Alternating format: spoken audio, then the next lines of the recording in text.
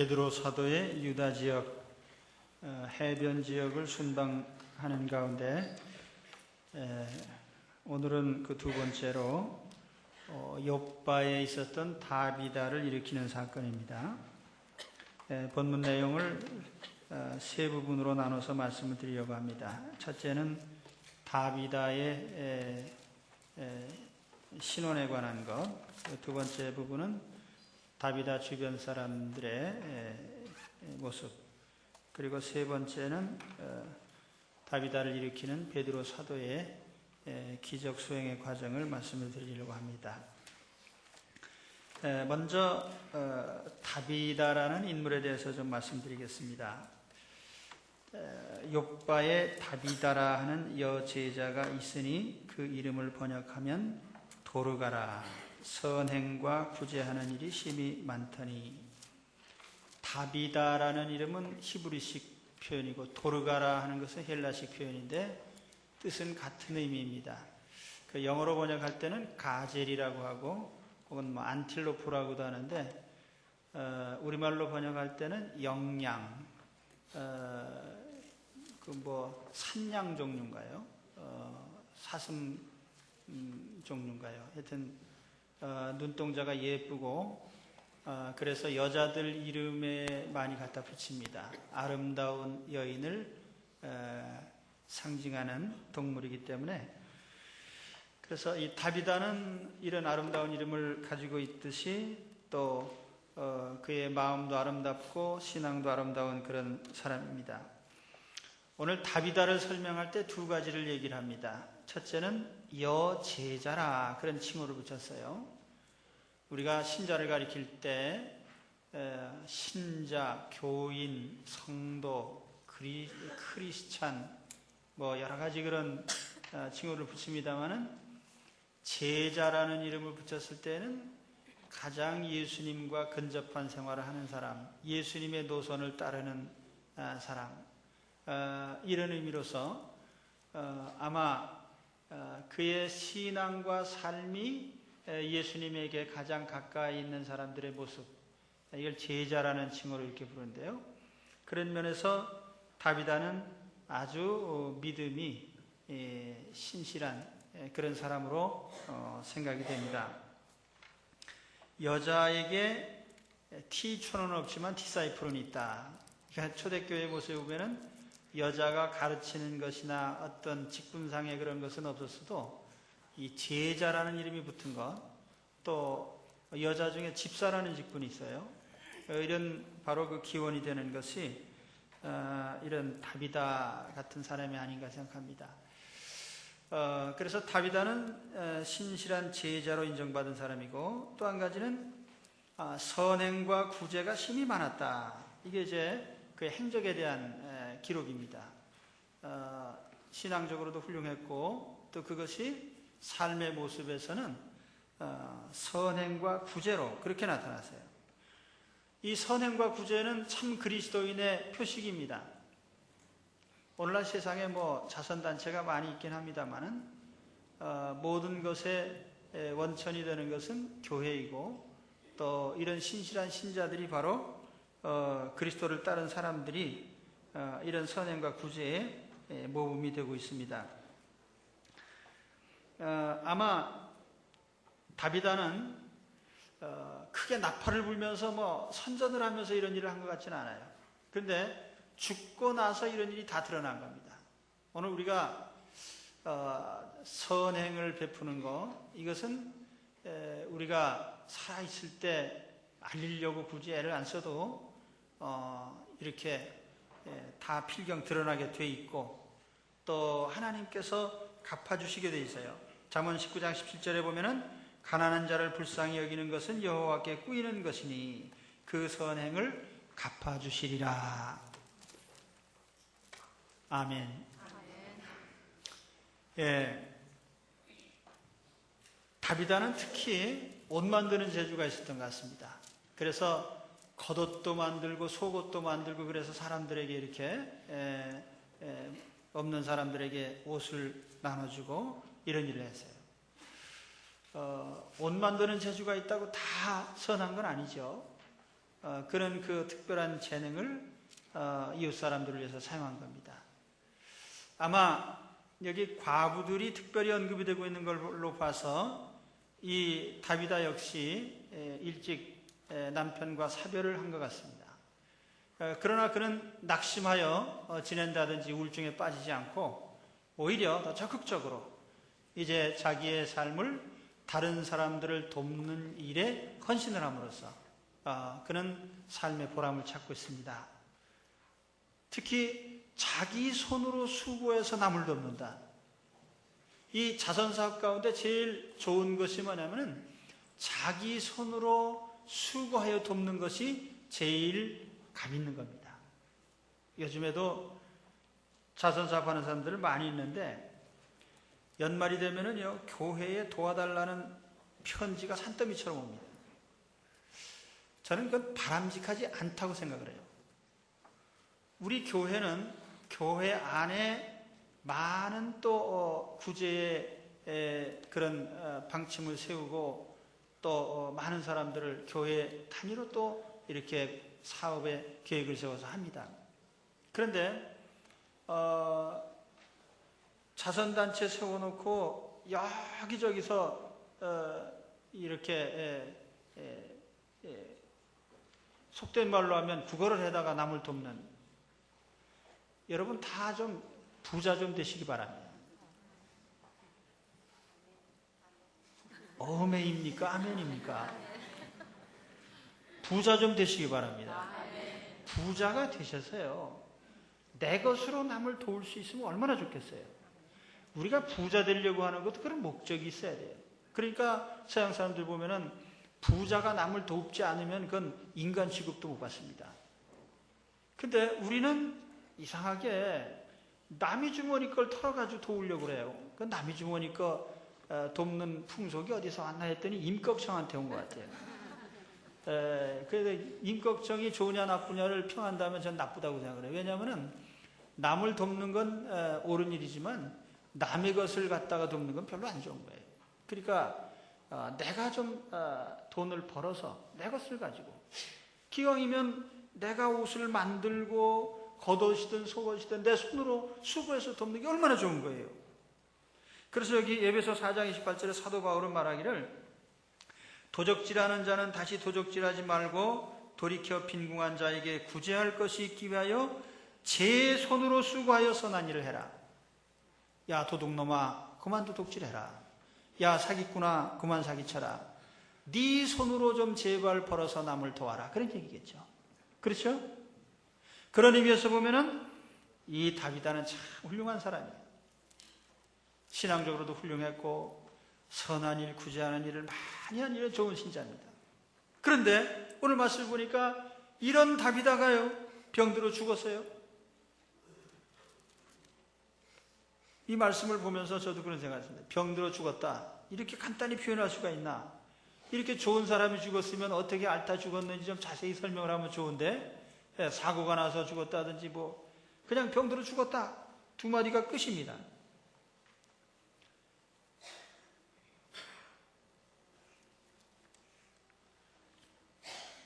이제 주변 사람들 얘기로 옮겨가겠습니다. 다비다 주변 사람들이 이 다비다의 죽음을 맞이하면서 상당한 충격을 받았죠. 그렇잖아요. 저도 이제 우리 성도들 가운데 보면은 그럭저럭 믿는 신자들도 있지만은 아주 신실하게 주님을 잘 섬기던 분이 갑자기 세상을 떠났다. 그럴 때는 참 마음에 충격을 받습니다.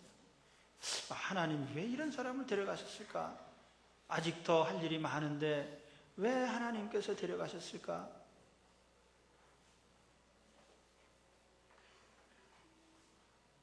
이 다비다의 시신을 깨끗하게 씻어가지고 다락방에 올려놓고 베드로를 초청하는 장면이 나오는데, 유대인의 관습상 보면은 시신은 그날 처리합니다. 그리고 또 예외적인 경우에 사흘 정도까지 연장할 수 있다고 하는 것이 그들의 교훈인데, 다비다는 시신 처리를 깨끗이 하긴 했습니다마는 통상 시신을 이렇게 묶어서 나사로의 경우처럼 이렇게 하는데 그렇게 하지 않고 평상복을 그냥 입혀놓은 채로 다락에 올려놨어요. 이걸 보면은 이 주변에 있는 사람들이 굉장히 섭섭했던 것 같습니다. 다비다를 그냥 묶어다가 무덤에 넣어놓긴 너무나 아깝다. 또 이 다비다의 죽음이 왜 이렇게 갑자기 왔느냐 하는 이런 서운함이 있었던 것 같아요. 그래서 오늘 말씀에도 보면은 다비다의 주변 사람들이 베드로가 갔을 때에 거기에서 그가 만든 옷을 보여주면서 또 그가 만든 옷을 입고 있으면서 같이 눈물을 흘리면서 슬퍼했어요. 이 다비다 주변에 있는 사람들 보면은 물론 다비다가 다니던 교회 공동체 교인들이 있겠죠. 성도들. 그리고 또 한편으로 보면은 다비다가 도와주던 그 여러 어려운 사람들, 이 중에는 많은 과부들이 있었는데 신자도 있고 불신자도 포함된 것 같습니다. 그래서 성도들이라는 말을 따로 쓰고 또 이 과부들이라는 이 표현, 교인들과 믿지 않는 사람까지 포함해가지고 그 주변에 많은 사람들이 있었어요. 이들은 너무나 섭섭했기 때문에 다비다의 죽음을 금방 받아들일 수가 없었습니다. 그래서 그의 시신을 잘 수습을 해서 다락에 올려놓고 이제 바로 가까이에 룻다에 머물고 있는 베드로에게 요청을 했습니다. 사도님 빨리 와주십시오. 두 사람을 심부름꾼을 보냈어요. 그래서 지체하지 말고 와달라고 하는 요청을 받고 베드로 사도가 이제 욥바에 있는 다비다의 집으로 왔습니다.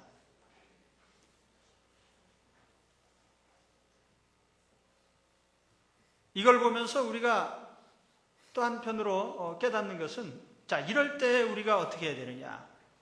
하나님의 뜻을 알아야 되겠죠. 하나님이 왜 다비다 같은 신실한 사람을 불현듯 데려가셨을까? 여기에 대한 해답을 하나님께 듣고 싶었어요. 그래서 하나님의 사도를 초청한 겁니다. 주석가들의 의견을 보면은 어떤 주석가도 여기 다비다의 집에 베드로 사도를 초청한 사람들이 신자이건 불신자이건 물론 여기 제자들이 초청했다고 되어 있습니다만은 믿는 사람들이라고 해도 다비다가 죽은 자리에서 다시 살아나리라는 기대를 가지고 사도를 초청한 건 아니다. 누구나 다 그렇게 얘기합니다. 왜냐하면 이때까지 죽은 사람을 사도가 살린 적이 없고 또 이런 기대를 갖지도 않았습니다. 다만 그들은 하나님께서 왜 이런 다비다를 데려가셨을까? 사도의 말을 듣고 싶었던 것입니다. 그리고 사도의 위로를 받고 싶었던 거죠. 사람이 죽으면 장례식을 하는데 장례식에는 두 가지 의미가 있습니다. 하나는 떠난 사람을 슬퍼하면서 함께 애도하고 위로하는 거죠. 그 자리에 함께 슬퍼해주고 같이 슬퍼함으로써 위로를 주는 것입니다. 그러나 우리 성도들의 입장에서는 또 다른 목적이 있는데 그건 뭐냐면은 죽음이라고 하는 것은 천국을 향하는 것이기 때문에 우리가 천국 소망을 주고 또 우리의 육신이 부활할 것을 같이 얘기하면서 부활에 대한 소망을 주기 위한 겁니다.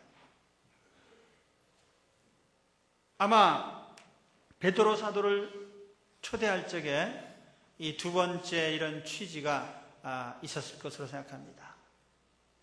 다비다가 곁을 떠났는데 하나님 데려가셨는데 우리 하나님의 말씀을 한번 듣자.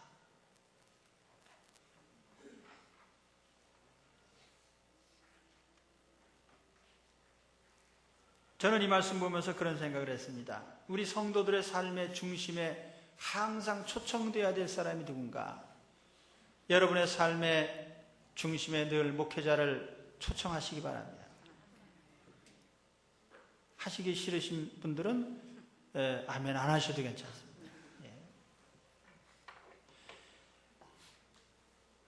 우리의 삶이 하나님 중심이냐 아니냐 하는 것을 판가름할 수 있는 중요한 지표가 뭐냐면은 목회자가 나의 삶의 중심에 언제나 있느냐 하는 것입니다. 뭐 장례식이라든 결혼식을 하든 모든 삶의 중요한 우리의 인간의 대소사에 내가 병이 들었든 또 내가 어떤 시련을 겪든 나의 삶의 중심에 항상 주의 종을 초청할 수 있는가? 바로 그런 삶이 되시기를 바랍니다. 사도를 초청해라. 그에게서 하나님 말씀을 듣자. 그에게서 하나님의 뜻을 알아보자. 다비다의 죽음에 직면해서 성도들이 바로 이러한 결정을 했습니다. 그리고 그 결과가 다음으로 이제 이어지는 거죠. 세 번째 장면은 베드로 사도가 다비다를 살리는 장면입니다. 베드로가 가보니까 사람들이 슬퍼하고 다비다의 시신은 다락방에 놓여 있는데요. 베드로 주위에 사람들이 몰려듭니다. 그래서 베드로가 일단 다락에 올라갔는데 주변에 있는 사람들을 다 나가라 그랬어요. 다 내어보내고 무릎을 꿇고 기도하고 40절에 보면은 그렇게 기록되어 있습니다. 베드로가 원한 것은 오직 하나님과 대면하는 거예요. 그렇기 때문에 기도를 준비할 적에 주변에 있는 사람들을 다 내보냈습니다. 마가복음 5장 30절에 보면은 예수님께서 야이로의 딸을 살리실 때에도 그렇게 하셨습니다. 또 열왕기상 17장에 보면은 엘리야가 사르밧 과부의 아들을 살릴 때에도 그렇게 했습니다. 그래서 기도란 뭐냐? 하나님을 만나는 것이기 때문에 그 주위에 사람들은 오직 거리적거리는 존재일 뿐이에요. 하나님과만 대면하는 것이 우리의 기도입니다. 또 우리의 생명을 살릴 분은 오직 우리 주님밖에 없습니다. 아무리 친한 사람이라고 해도 사람이 사람의 생명을 살릴 수는 없어요. 생명은 하나님이 주셨고 하나님이 거두어 가시고 하나님만이 되돌려 주십니다. 인생사의 생명에 관한 모든 것이요 하나님을 향한 기도 외에는 해결책이 없습니다. 오늘 여러분 아프거나 병들거나 어떤 생명의 위협이 있습니까? 오직 하나님께만 기도하시기 바랍니다. 인생사에는 또 기도 외에 마땅한 해결책이 없어요. 그것이 우리 성도의 삶입니다. 사도행전을 보면은 흔히 우리가 사도행전 그렇게 부를 때 사도들이 활동한 것을 기록했기 때문에 사도행전이라고 이렇게 기록을 합니다. 그런데 또 사도행전을 성령행전 이렇게도 부릅니다. 성령님이 역사하신 것이 사도행전의 역사이기 때문에 성령행전이라고 합니다. 그런데 제가 사도행전을 보면서 또 이렇게 보니까 여기에 별명을 하나 또 붙일 수 있는 것이 사도행전은 기도행전이다. 사도행전의 중요한 사건들을 보면은 다 기도하고 연결이 되어 있습니다. 마띠아를 선출할 때에도 사람들이 기도하고 선출했어요. 제비를 뽑을 때도 기도하고 초대교회 교인들이 서로 교제하고 사도의 가르침을 받고 떡을 떼고 기도하기를 전혀 힘쓰니라. 7 집사님을 임직할 때에도 사도들이 기도하고 안수하니라. 성령님의 강림을 위해서 사마리아 교인들은 사도들과 함께 기도를 했습니다. 회개한 사울이 기도하고 고넬료가 구원을 받았습니다마는 고넬료의 행적 가운데도 저가 하나님께 항상 기도하더니라는 말이 있습니다. 베드로가 기도하려고 지붕에 올라갔다가 하나님의 계시를 받고, 베드로가 감옥에 갇혔을 때 모든 성도들이 함께 모여서 합심 기도를 했습니다. 사도들을 보낼 때 금식하면서 교회가 금식 기도 가운데 사도들을 보내세요. 그래서 사도행전에 보면은 중요한 모든 역사가 기도와 함께 이루어지고 있습니다. 기도하고 무슨 일을 하고, 기도하고 또 무슨 일을 하고. 오늘 우리의 삶이 기도와 함께 이루어지기를 바랍니다. 제가 아는 어떤 목사님은요, 환자가 병원에 가서 입원해 있을 때 목사님한테 연락하고 가면 기도해 주시고, 연락 안 하고 가면 모른 척 하십니다. 왜냐, 하나님께 먼저 보고를 안 했다고. 그래도 가보니까 일리가 있는 것 같아요. 여러분, 모든 일에 있어서 먼저 하나님께 기도하고 보고하는 기도의 삶이 되시고, 우리 하나님께 먼저